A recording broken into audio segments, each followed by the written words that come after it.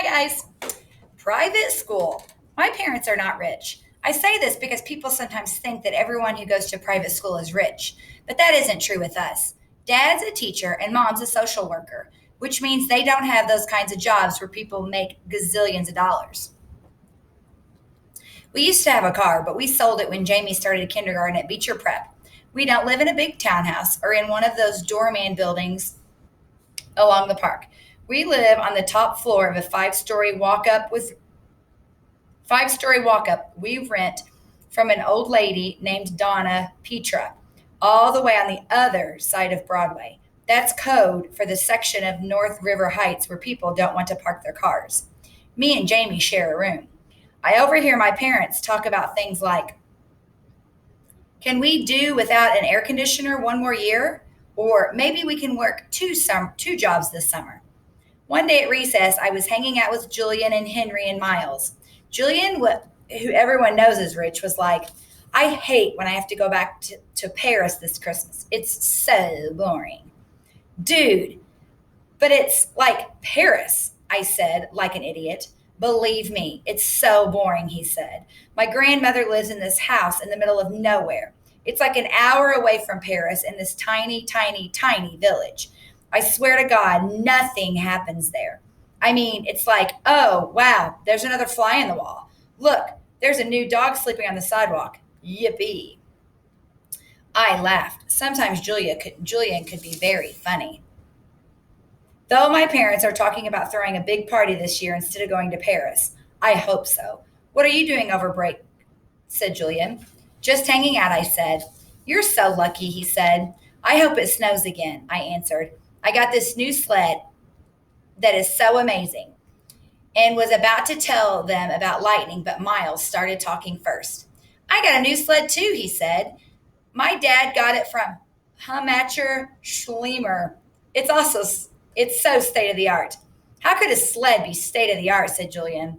It was like $800 or something. Whoa. We should all go sledding and have a race down Skeleton Hill, I said. That hill is so lame, answered Julian. Are you kidding? I said.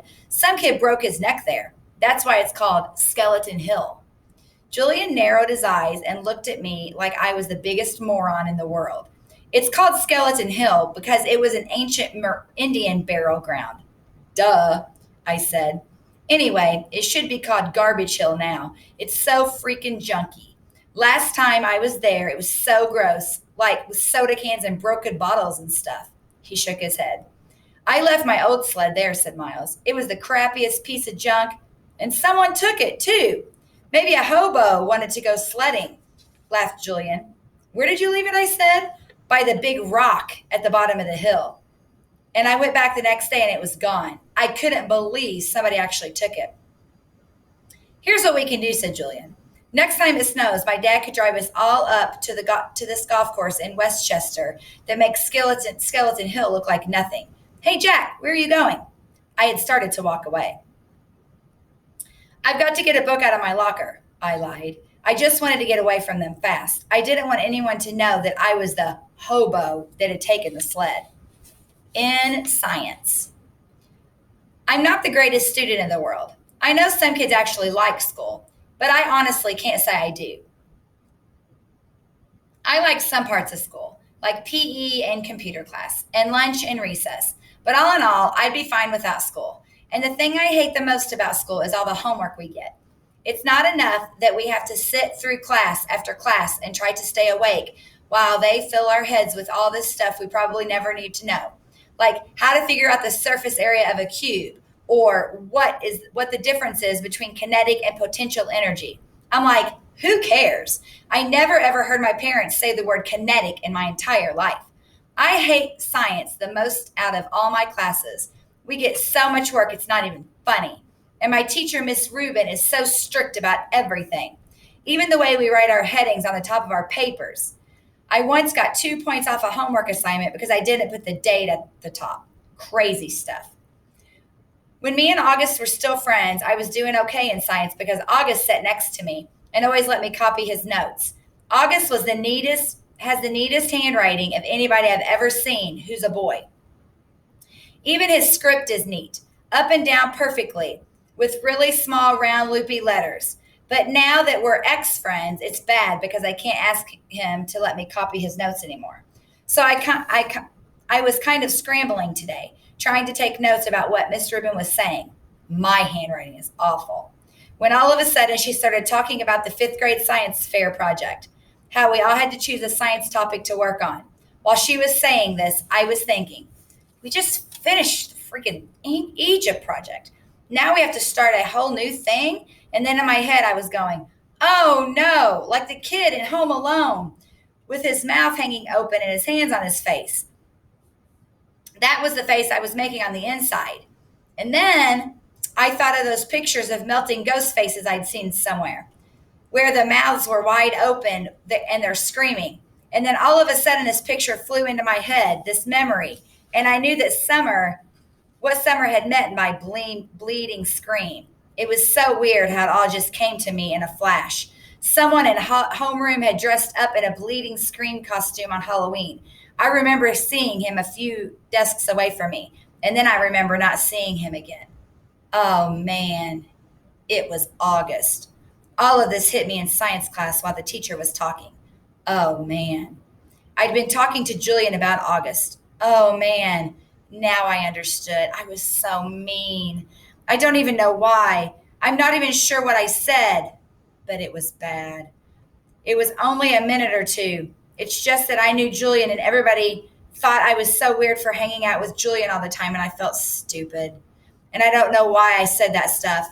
I just was going along.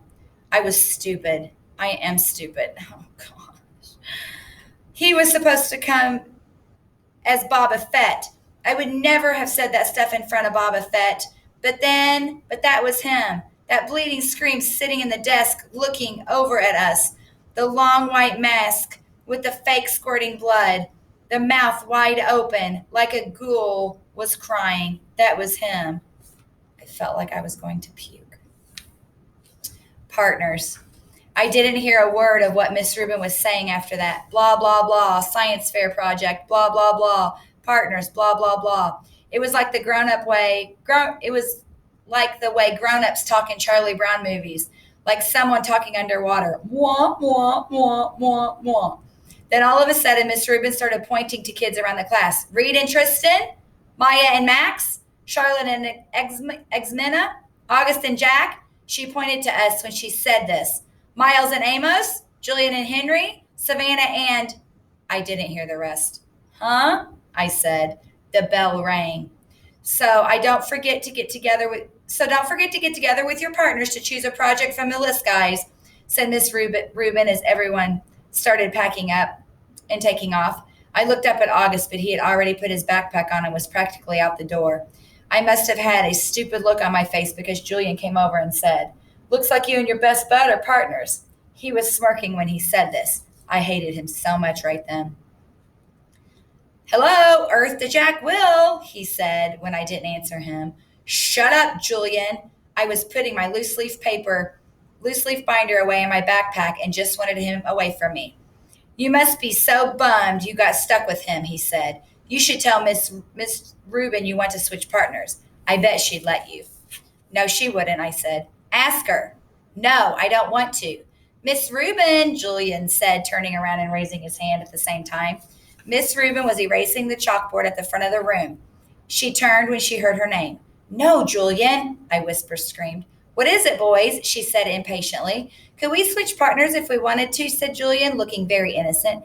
"Me and Jack had this science fair project idea we wanted to work on together." "Well, I guess we could arrange that," she started to say. "No, it's okay, Miss Rubin," I said quickly, heading out the door. "Bye." Julian ran after me. "Why did you do that?" he said, catching up to me on the stairs. "We could have been partners. You don't have to be friends with the freak if you don't want to be, you know." And that's when I punched him right in the mouth.